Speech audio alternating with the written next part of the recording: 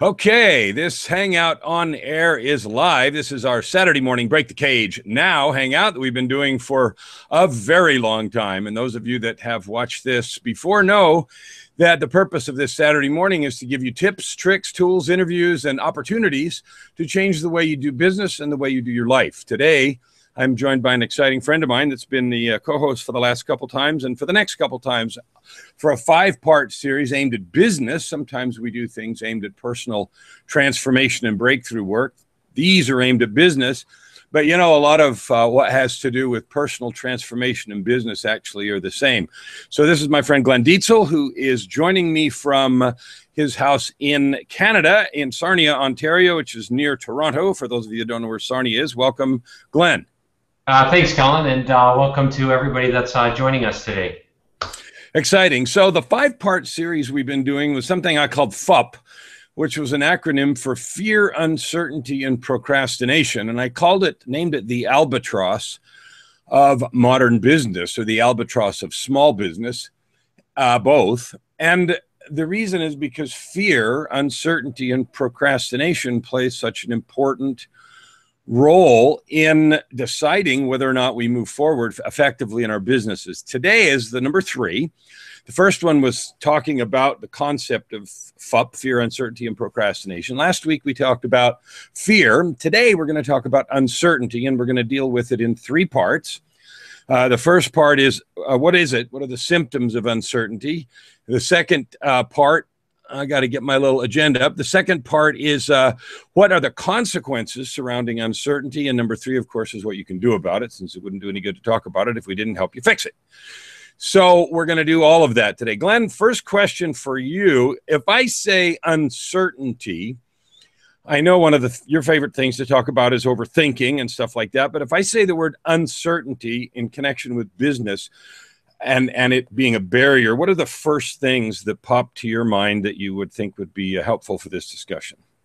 When I think of uncertainty, Colin, I think of ambiguity, and nobody loves ambiguity.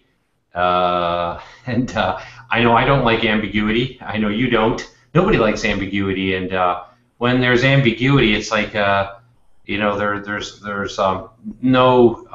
no sense of where you're really at.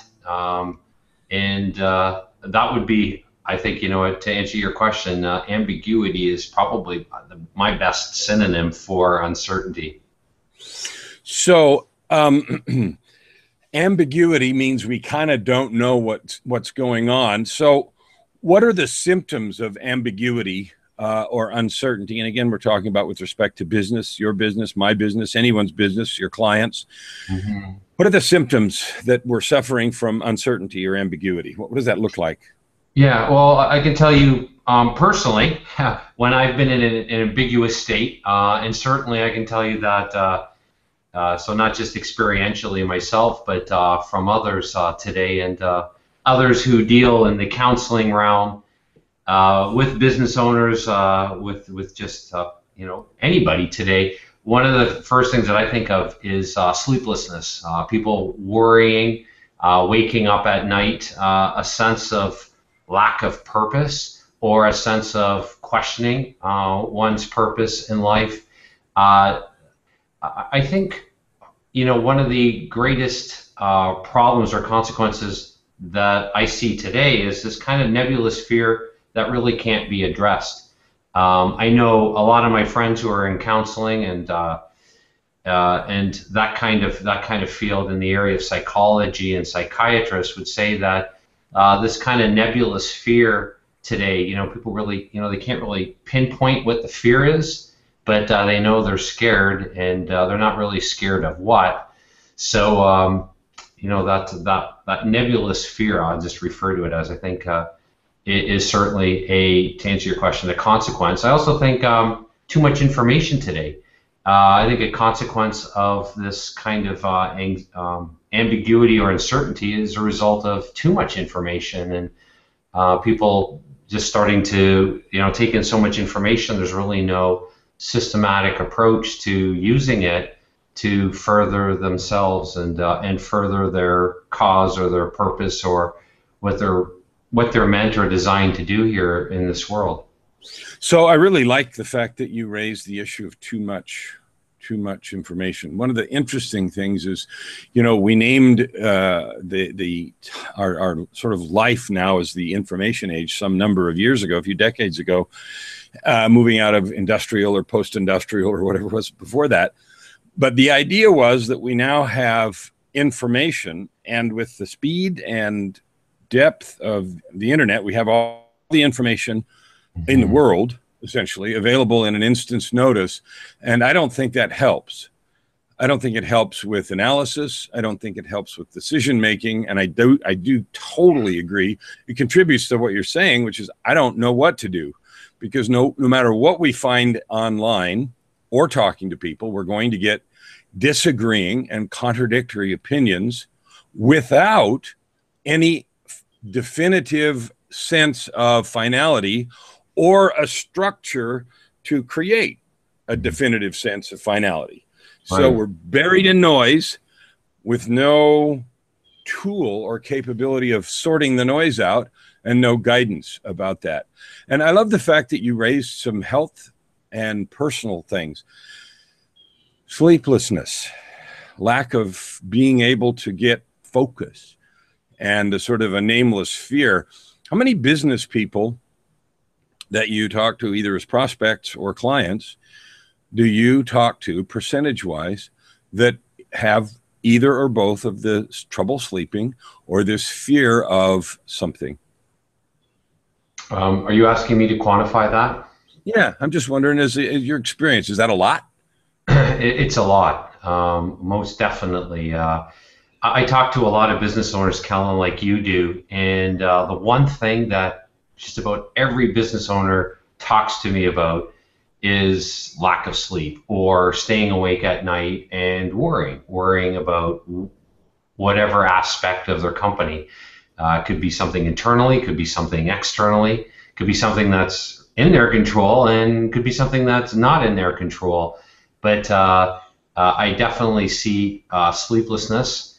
My friends who are pharmacists will tell me that the number of prescriptions that they see that are being fulfilled by themselves for sleep problems today is increasing exponentially. I can't believe just the lack of sleeplessness in today's world. And I have just one of my personal opinions. I can't statistically say this, or I can't quote statistics, but I really think that most people have a really hard time letting go of being online. I think the online world, to a certain extent, is most people's problem. They can't disengage themselves. You see this with young people today, that before they go to sleep, they're texting or Facebooking, or probably more up to date now, they're Instagramming. My kids don't use Facebook anymore, very little. But people are so engaged, and then they can get, in some kind of heated situation, and it keeps them awake. And then if we're not turning email off in time, etc., there could be something. Last night I happened to stay up, and with Fiona, we stayed up a little bit later to finish watching the baseball game, and I watched my Detroit Tigers absolutely collapse in the 9th inning, and I felt like really uptight about it when going to bed. I mean, not a good thing, right? And Fiona and I were kind of chuckling because I was just like so bothered they gave up 6 runs in the 9th inning to lose a game that should have easily been winnable. But to your point, I think, or to your comment or question, I see people worrying a lot about their business, and I believe definitely it's keeping people awake at night for any number of reasons. And one of them I just mentioned too is I think people are so tied into social media that it has a deleterious effect on their performance.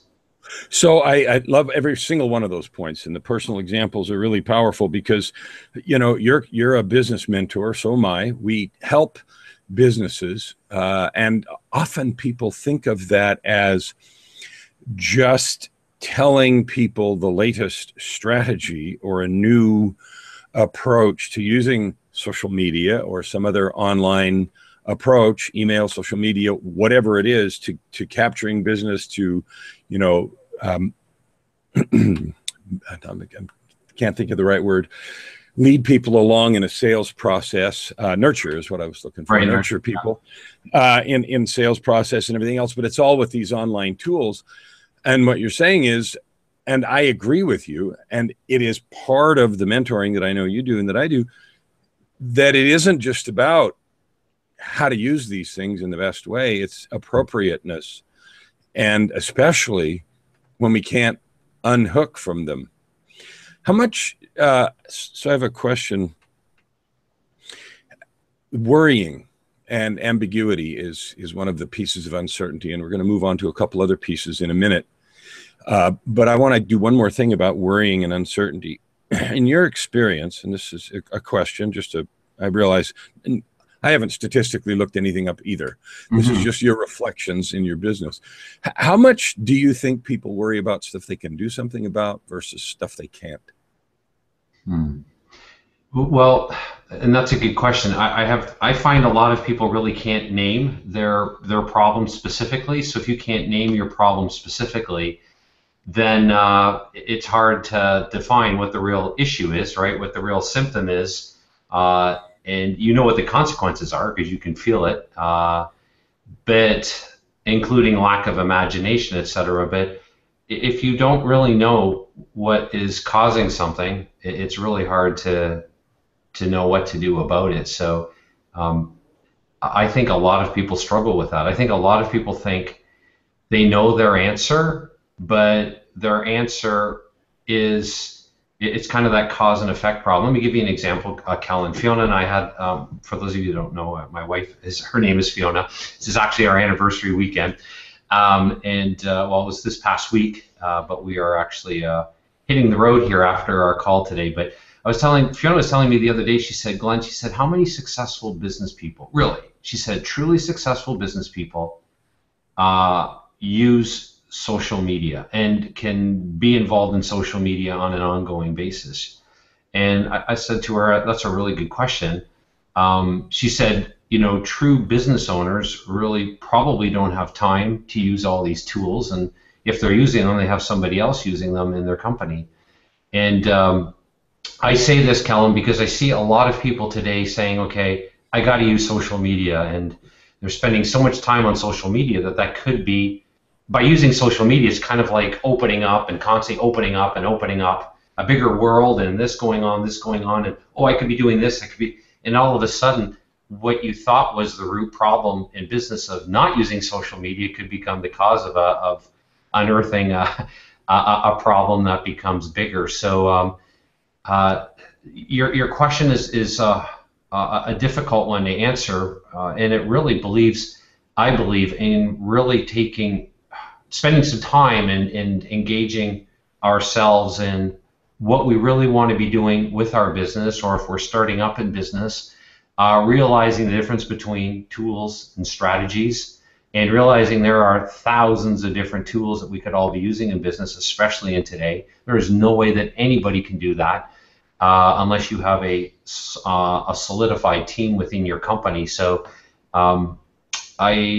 your question is a difficult one. So at best, look at what the real issue is or what the real problem is, and sometimes journaling or sharing with a confidant, like I do with my wife, and Kellen, I know you do with Joy, and other associates. Like I've got a couple of really good friends here locally that run very successful companies that we talk a lot, and that's kind of like a mini board of advisors, if you will. And it gives me a chance to bounce some ideas around too. And hearing their experiences, sometimes I can pinpoint, oh, I've got that issue, or hey, that's me. And now I can define it because I hear somebody else self-reflecting or commenting on a problem that now, hey, we've got the same kind of issue, and here's how we both define it. So sometimes problems are best solved sociologically as opposed to individually. Because it does take a village to raise a kid, and I believe it takes a group of friends and the interconnectedness of people that we trust to grow ourselves, and that's why all of us should be involved in masterminds like Kellen and I are, so that you've got other people to bounce things around so you can really help pinpoint the causes or is a cause what you really think is it really an effect of something that's a greater cause? So I think there's a couple of really good points that I want to talk about, and then I want to move on to another piece of uncertainty. And number one, we were talking about social media, and you hear no end of people saying you got to have social media strategy. And okay, social media is where a lot of advertising takes place and marketing of anything, any business. That's fine. But the notion that you have to be an expert at it, or that you personally as a business owner have to run all that, is simply not true. And I think your observation that it gets in the way is absolutely true. And I think that an infatuation with it is a distraction. So my observation about the question is that people worry a lot more about stuff that they can't fix than stuff that they can. Right. Like way more, not even a little bit. It's not like 50-50, it's like 80-20. Mm-hmm. And it's funny because that's the opposite of the 80-20 rule. So one of the things you said that I want to emphasize that I think is really key as a consequence, and we moved into the second part here, which is what are the consequences surrounding uncertainty. One of them you said in passing, and one of the ones I wanted to talk about, which is uncertainty creates or pushes forward a lack of imagination.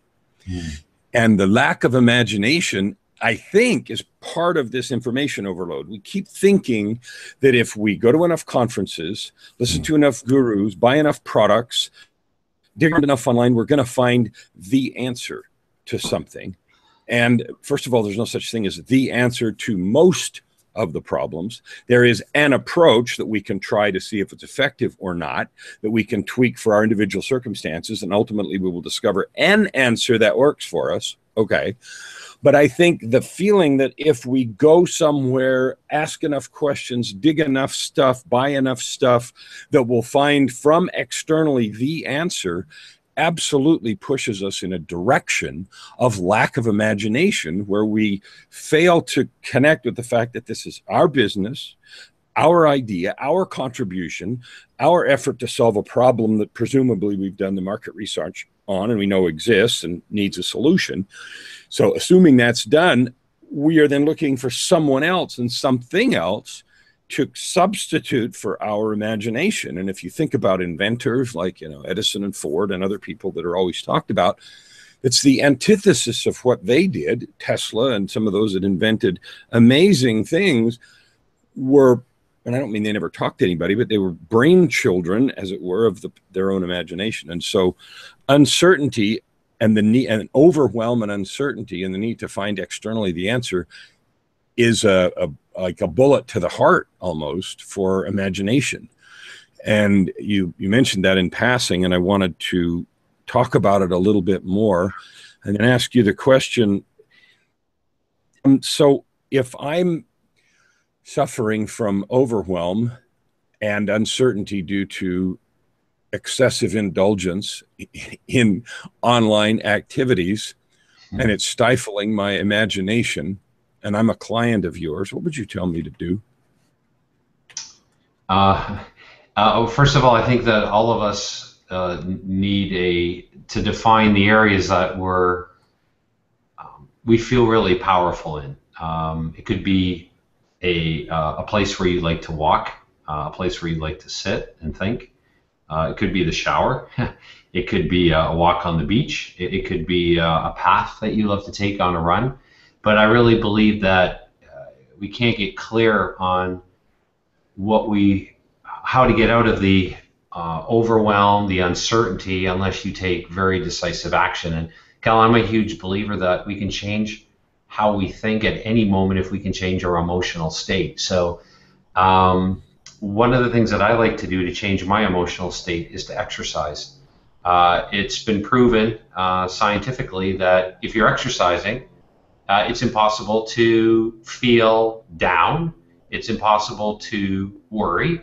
It's impossible to have the negative emotions of what are all tied into this kind of ambiguity, uncertainty state, which I believe ultimately leads to a lack of imagination and kind of feeling trapped. It's kind of, as I mentioned, like we've talked about this kind of uncertain or this undescript or nondescript or nebulous feeling of fear. So exercise is crucial. One of the common denominators that I've found, Kellen, it's certainly in your life, and it's in so many top performers today, that they have a passion in some area of exercise. In their past, current, they might not be exercising or competing like they once did, but there's something about competing, and we can all compete with ourselves, right? We can go. Doesn't mean you have to go out and train for a marathon. But if you set some goals physically for yourself, so that, maybe it's walking and you're going to time yourself over a 5K, 3.1 mile course, your time, and then try to do it faster and faster and faster. Start setting some physical goals for yourself. So in this, so that is one of the first things that I always do is go for a run, move my body, get myself out of wherever I'm feeling constrained. Sometimes it's right within my office. I just need to get out, clear my head, come back in. Sometimes I need to revisit, which I do regularly, areas that I feel really powerful. It could be sitting at the beach here. Could be going for a walk along the beach, which I do every morning. So I think we all need to identify those certain areas, because we need them on an ongoing basis to keep us refocused, keep ourselves open to imagining. The science behind imagination shows that the average adult today has an imagination level of no more than a 14-year-old. And what I found, Kellen, in working with a lot of business owners like you, and within my own self too, I'm no different than anybody else. We grow ourselves, and we grow ourselves from a level of some imagination, and then all of a sudden we hit a level and imagination some kind of mysteriously stops, and we kind of become almost in a comatose-like state at a certain level of success, and it requires us to reinvent and re-engineer. And that's why great brands, great companies have a transformative process, not only for themselves but for their company, because their brand has to keep evolving. And so I think being able to move, and moving is crucial. Our bodies were meant to move, not be sedentary.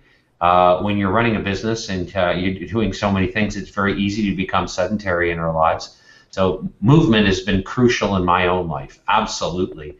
And competing.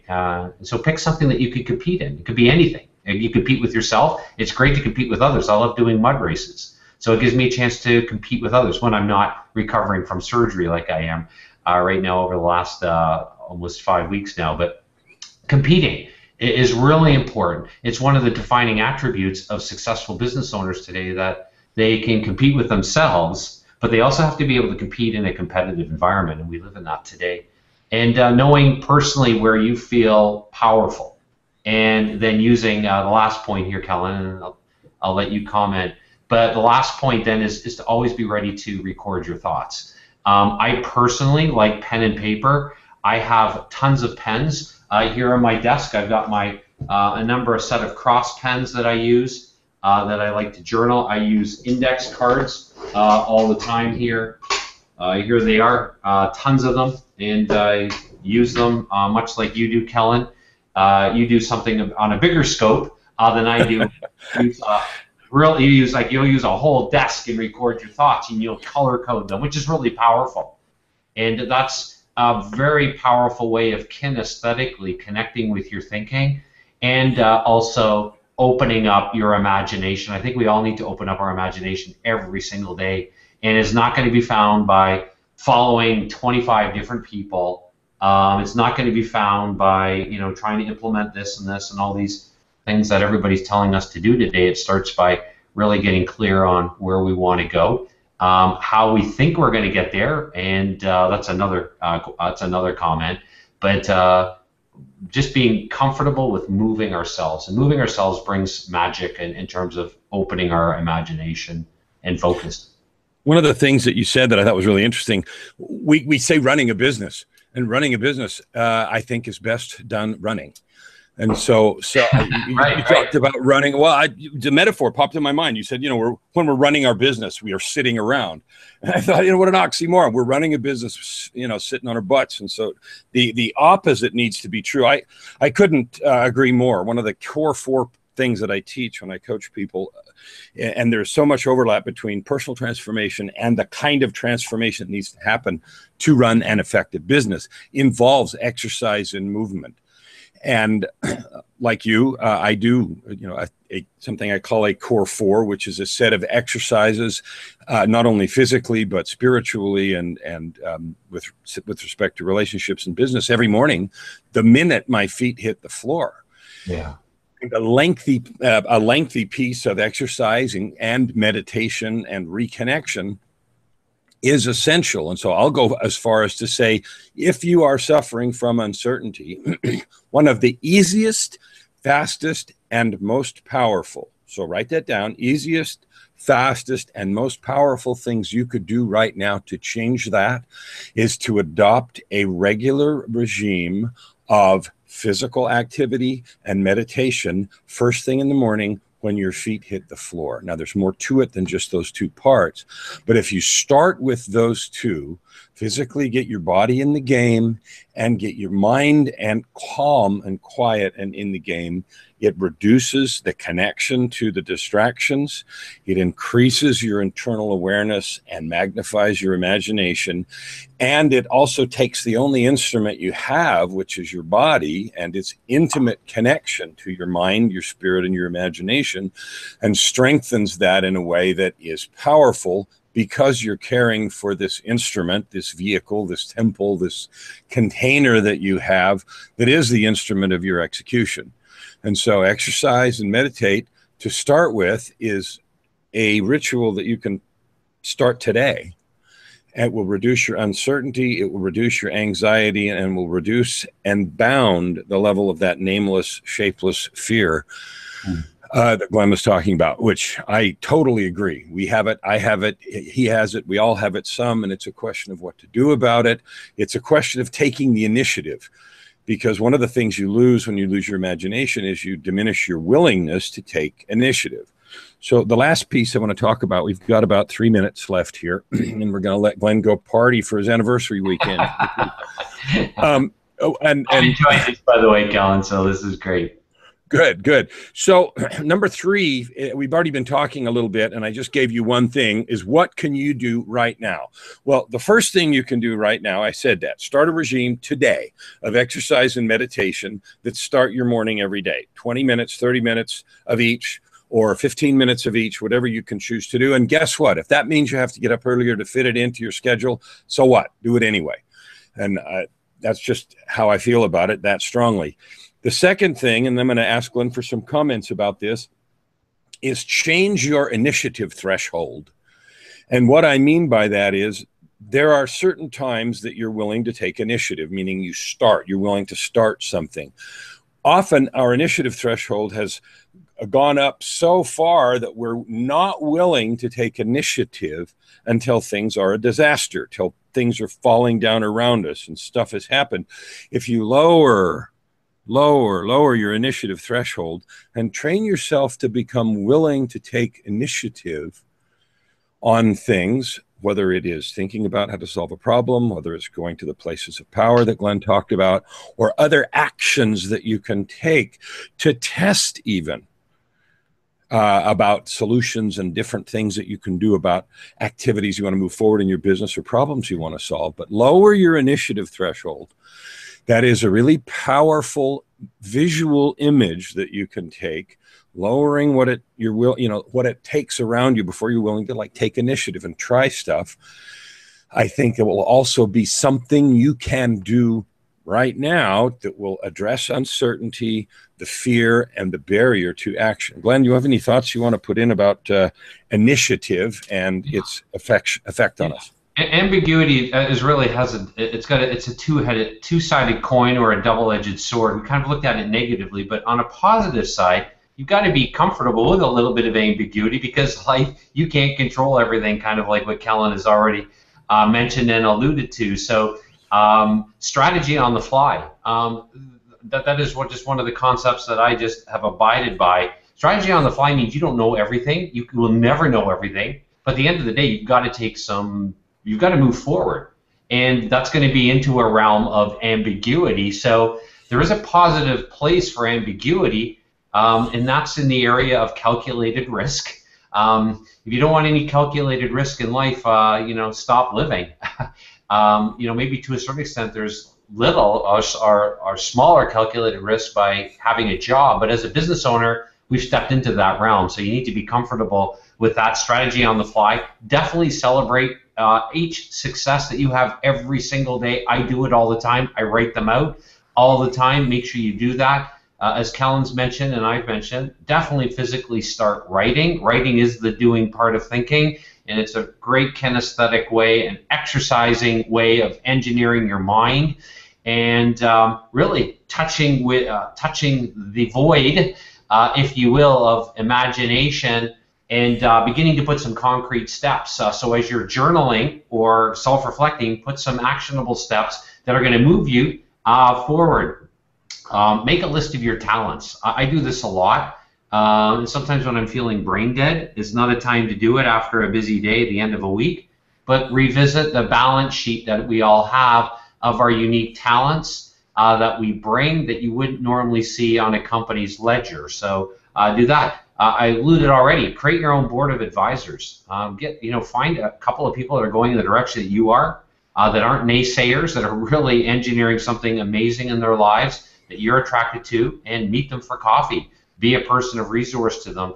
But definitely, for sure, you've got to constantly change your emotional state, and physically changing. When you physically change and do something like Kellen mentioned, the mind will follow. Your emotional state will change, and you'll be renewed. And business is about taking care of yourself. Successful business owners, taking care of yourself, knowing when to stop, when to start, knowing how to shut things out, and getting clear that there is a positive sense of ambiguity and uncertainty, and there's definitely there's a negative sense of uncertainty and ambiguity. So I wanted to just leave with that as well, Kellen. Thank you. Well, we've run a couple minutes over, and I thank those of you that are still on with us. This is a really fun discussion. Fear, uncertainty, and procrastination, F.U.P, the Albatross of small business, is the topic that we've talked about in our Break the Cage Now series of Hangouts that I've been doing for a long time.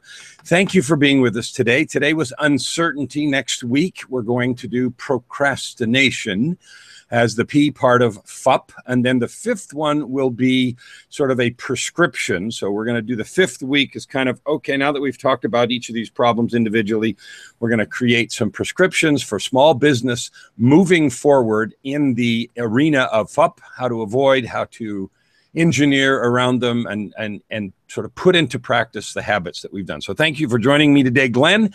And for those that have been here, Glenn, thanks for being here. Yeah, thank you, Kellen. Thank you, everyone. And thank Fiona for letting me borrow you again. I know it's noon there, so we've taken into your afternoon. Go, guys, have a great anniversary. We will see everybody next Saturday, 9 o'clock Pacific time. Until then, I encourage you to break the cage now.